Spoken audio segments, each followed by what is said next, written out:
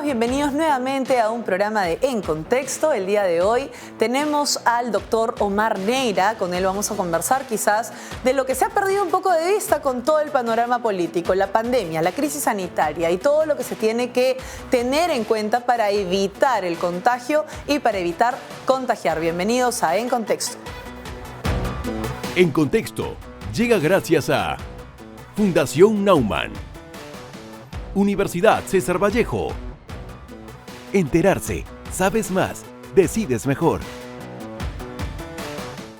Estamos de vuelta aquí en Contexto y obviamente, como habíamos conversado, no vamos a dejar de lado la emergencia sanitaria y el sistema de salud, así que para eso hemos contactado al doctor Omar Neira. Él se encuentra enlazado en este momento con nosotros para conversar justamente de esto, ¿no? De que quizás ya la gente está tan inmersa en el panorama político, en el tema internacional, que se han quizás olvidado de la crisis sanitaria que aún nos aqueja. Entonces, doctor, ¿cuáles son las medidas que quizás usted puede ver que se han perdido un poco en medio de estas distracciones? Vanya, muchas gracias por la invitación y un placer.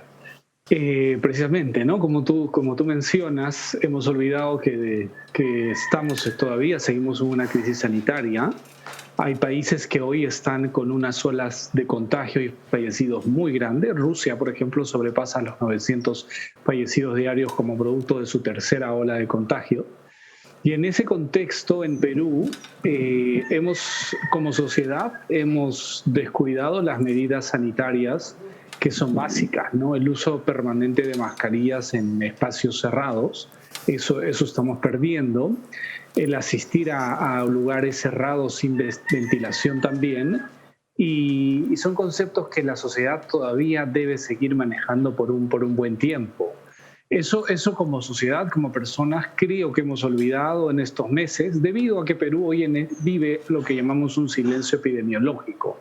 El nivel de contagios y fallecidos es realmente bajo, eso es bueno, es positivo, pero eso no quiere decir que ya hemos salido de la crisis, ¿no? Podríamos tener una tercera ola de contagios importante y eso debemos prevenir, y ahí hay que ponernos todos a poner una arena para colaborar en esto, ¿no? Ahora, es importante resaltar que también la salud está muy amarrada a lo político porque muchas personas, digamos, de la política terminan también ejerciendo en el sector salud, como el caso de diferentes funcionarios públicos amarrados al oficialismo. Dentro de ellos tenemos al presidente de Salud. Y el presidente de Salud ha descuidado, quizás más allá de las denuncias que pueda tener o no tener, ha descuidado quizás la reaplicación para los médicos, y así el gobierno también ha descuidado quizás la reaplicación para policías, para bomberos, para médicos. Desde la primera dosis o las primeras dosis que le pusieron al sector sanitario, ¿no? Al sector salud, ¿cuándo ya le tocaría una segunda aplicación de la vacuna, no? Mira, la evidencia científica nos dice que con estas vacunas, los estudios a nivel mundial están mostrando que se necesita un refuerzo, ¿no? A lo que se llama un booster. Y bajo ese concepto, los estudios señalan que a partir del 6º mes se necesita este refuerzo. Para la mayoría de las vacunas, lo que sería una tercera dosis. Uh-huh. En Perú hay todo un cuestionamiento con esto, sobre todo el personal de primera línea. Pero creo que es importante que el ministro anunció el Día de la Medicina que va a haber una aplicación pronta, a partir de la próxima semana, este refuerzo para el personal sanitario, para todos los que están en primera línea. Eso es positivo, eso es bueno. Necesitamos que se levante mucha evidencia científica para ver qué más está sucediendo con las poblaciones, pero claro, ahí vienen los policías, vienen los adultos mayores, los que tienen comorbilidades, porque ya estamos a 6 meses de haber colocado estas primeras dosis. Y como país y como sociedad debemos, pues, tener evidencia, solicitar, y en base a ello que los tomadores de decisiones tomen las mejores decisiones en cuanto se tenga información científica, porque la información científica siempre está cambiando, y lo que hoy nos dice es que estas vacunas necesitan un refuerzo a partir del 6º mes. Ese es, digamos, en contexto mundial lo que se viene aplicando en los países que llevan los programas de inmunización adelante, ¿no? Ahora, lo que falta también mucho es infraestructura a nivel salud, porque lógicamente vemos que siguen relativamente ocupadas las camas UCI, que todavía la gente se desespera por conseguir este tipo de atención. Y vemos que no es que haya crecido mucho la descentralización de la infraestructura para el sector salud. Entonces, ¿cómo deberíamos proyectarnos a crecer para que este tipo de situaciones que son completamente ajenas a la decisión de cualquier persona, o sea, una pandemia surge de un momento a otro y de manera muy espontánea, no nos agarren tan desprevenidos como nos agarró el inicio del coronavirus?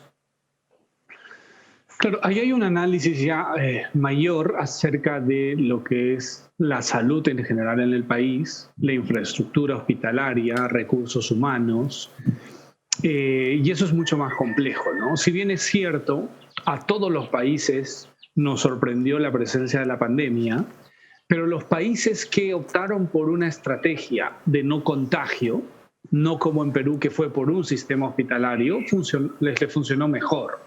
En Perú optamos por recibir a los enfermos en los hospitales, como tú dices, ya en hospitales que venían colapsados, en un sistema que venía colapsado y sigue colapsado. Entonces, ¿qué hacer? Claro, eso es una discusión de fondo para el país, para analizar cómo debería ser la salud. Claro, se habla de un sistema universal de seguros, pero ahí hay que empezar a ver quién es el rector, debería ser el Ministerio de Salud, pero no llega a tener una completa rectoría porque además de ser rector es prestador de servicio, es financiador, y es toda una discusión que se debe dar en el país, en el mundo se da constantemente para ver cómo hacemos para mejorar la respuesta ante una tercera ola, otras pandemias u otras enfermedades. Hoy en Perú están muriendo muchas personas ya fuera de COVID, hay un exceso de fallecidos por otras enfermedades. ¿Por qué? Porque el sistema sanitario, llámese centros de salud, postas, hospitales complejos, institutos especializados, han fracasado, han colapsado. Si hoy tú quieres una cita en algún servicio, está a varios meses.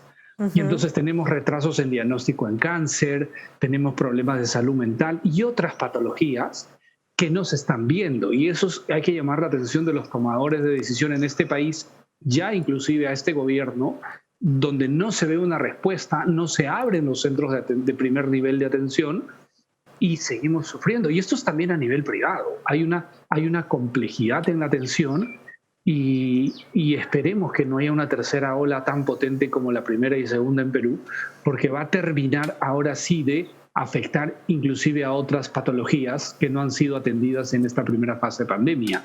En Perú solo se vio COVID, pero hay toda una serie de asociadas a otras enfermedades que hoy están manifestándose en fallecidos, ¿no? Ahora, doctor, lo importante también es comprender que, como bien ha dicho, la salud mental ha sido terriblemente afectada por los tiempos de cuarentena, por la aún cuarentena de ciertos, sobre todo niños, ¿no? Y vamos, hay muchos niños en el espectro, no solo autista, ansiedad, de déficit de atención, de diferentes, que tienen diferentes condiciones, que tampoco han podido reanudar las clases, que no han podido reinsertarse, digamos, a la sociedad y que son la generación coronavirus, ¿no? Los criados en el COVID, digamos, ¿no? Criados dentro de casa. Y eso también entiendo que afecta a su sistema inmunológico porque no están expuestos a la cantidad de cosas que quizás un niño normal estaba expuesto a esa edad. Entonces, ¿cómo se va a poder nivelar, digamos, el sistema inmunológico? ¿Debería prevenirlo de alguna manera el Estado también?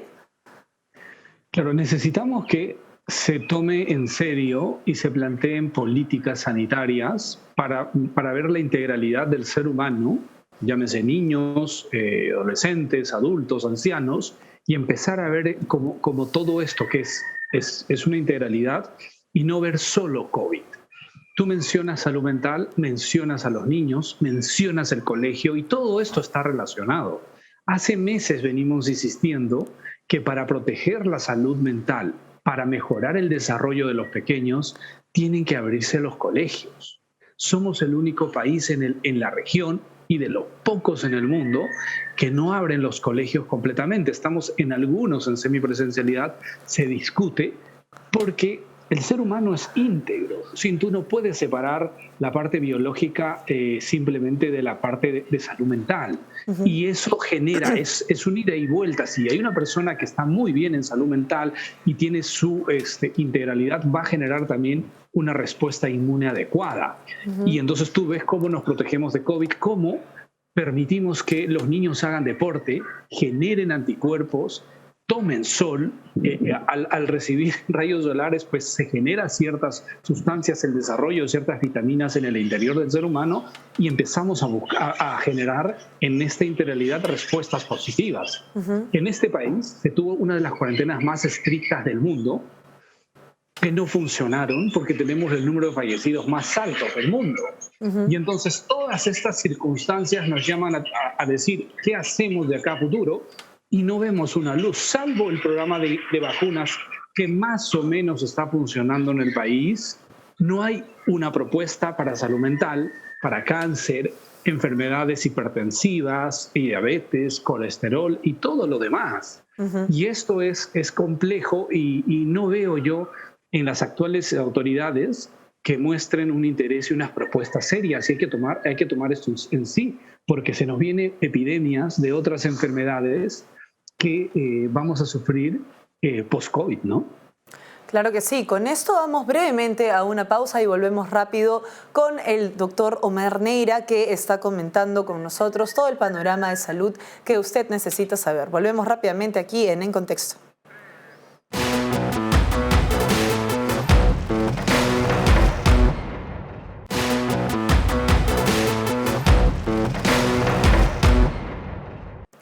Estamos de vuelta aquí en Contexto conversando con el doctor Omer Neira de las consecuencias que está teniendo el coronavirus y cómo las decisiones del sector político pueden afectar también a esta pandemia.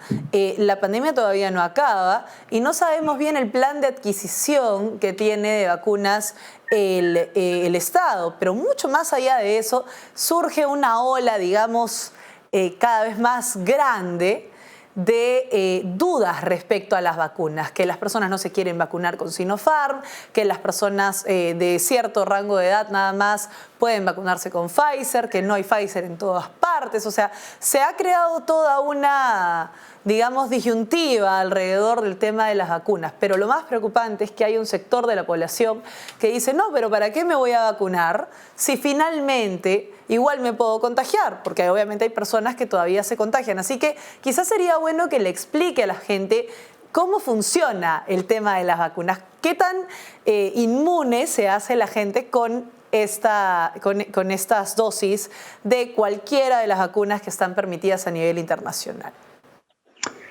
Es cierto, las vacunas han tenido en este país y también en otros tienen cierto rechazo.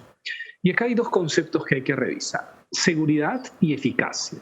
Seguridad se refiere a que la vacuna no tenga efectos adversos importantes y sea un fármaco seguro para ser administrado en las personas. Y eficacia significa que además de no ocasionarme problemas secundarios, pueda generar un sistema inmune potente en la persona a quien se le administra la vacuna para poder evitar el desarrollo de enfermedad y fallecer, en este caso, por contagio con el SARS-CoV-2 que causa la COVID-19. Las vacunas que han sido aprobadas hoy y se están usando en el mundo, que son de 3 tecnologías, son seguras. Se ha demostrado en más de 6.000 millones de administraciones que los efectos secundarios y adversos importantes son mínimos, inclusive mínimos, comparados con otras vacunas que se vienen usando en las últimas décadas. Y por ahí la población debe estar, digamos, consciente de que estas vacunas son seguras. Ese es el primer concepto que la sociedad debe entender, que las vacunas que se están aplicando en el Perú han sido aprobadas por organismos internacionales, incluido FDA, EMA y algunas por OMS, y son seguras y hay que aplicarse. Eso es concepto fundamental. Pero la otra es, ¿pero me sirven o no me sirven?, que tiene que ver con la eficacia. Y se está mostrando en el mundo, después de estos 6.000 millones de dosis aplicadas, que en los países que mejor han acelerado este programa de inmunización prácticamente tienen normalidad. Portugal anda sobre el 87% de su población. Muchos países de Europa andan con unas tasas altas de inmunización que les ha permitido hoy en día prácticamente tener normalidad. Actividades esenciales se desarrollan sin problema y algunas no esenciales, como por ejemplo el fútbol, que hoy tanto estamos hablando en Perú, que estamos en clasificatorias, pues los estadios en Europa están llenos porque mayoritariamente la población se inmunizó.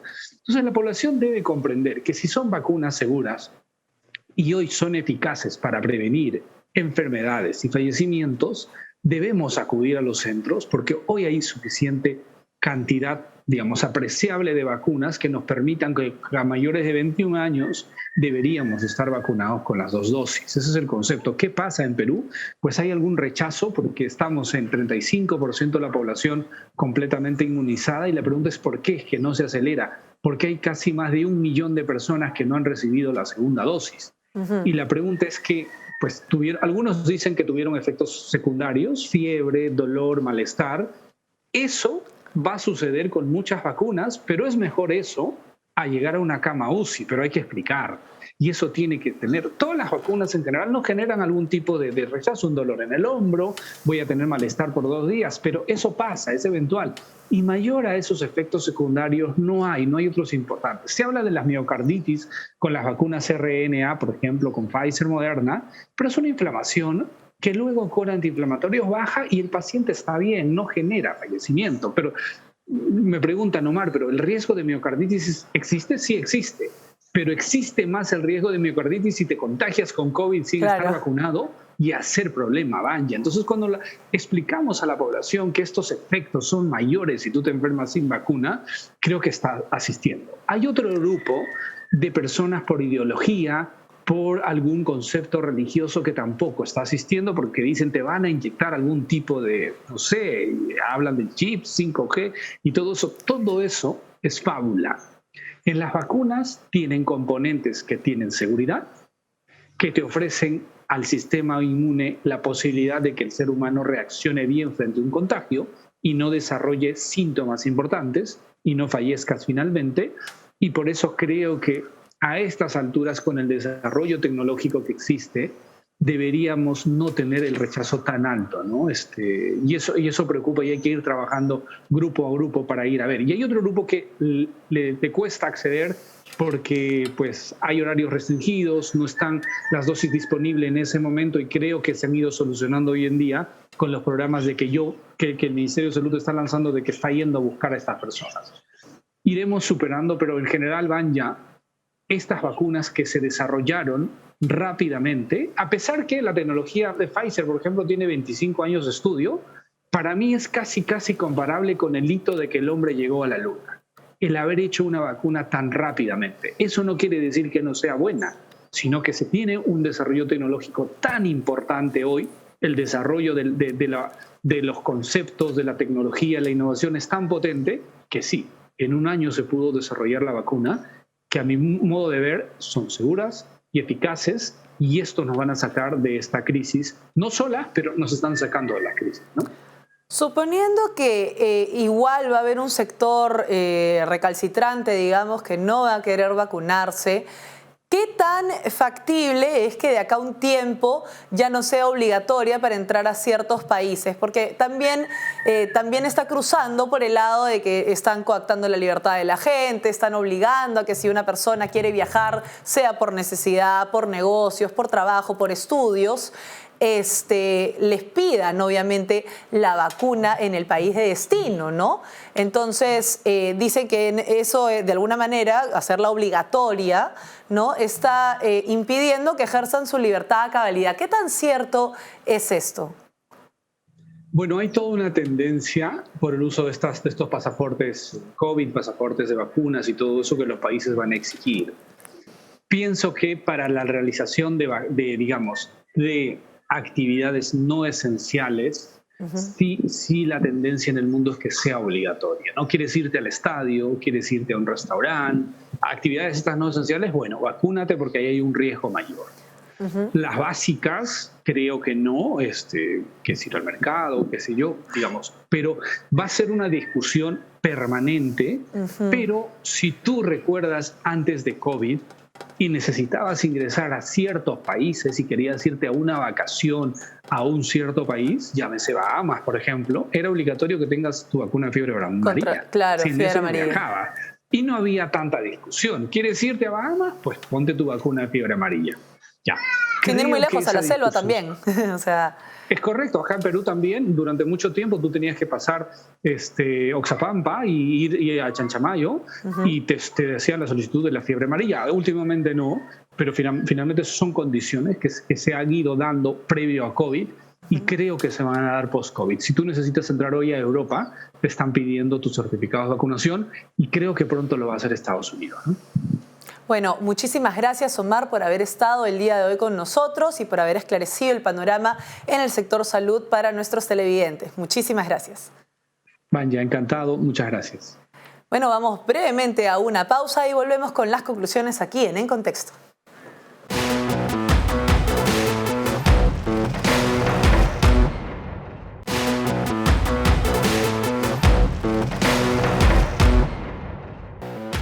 Es importante que no perdamos de vista que se pueden realizar actividades al aire libre para fortalecer nuestro sistema inmunológico y tenemos que estar siempre muy pendientes al sector salud, sobre todo al Ministerio de Salud y a las autoridades de e-salud para que ejecuten lo que es necesario para el país y no estarse desviando en ideologías y temas políticos porque eso le puede costar la vida a miles de peruanos. No olviden suscribirse a nuestro canal de YouTube y también hacerle clic a la campanita para que reciban a tiempo todo nuestro contenido. Conmigo será hasta una próxima edición. Adiós. En Contexto llega gracias a Fundación Naumann, Universidad César Vallejo. Enterarse, sabes más, decides mejor.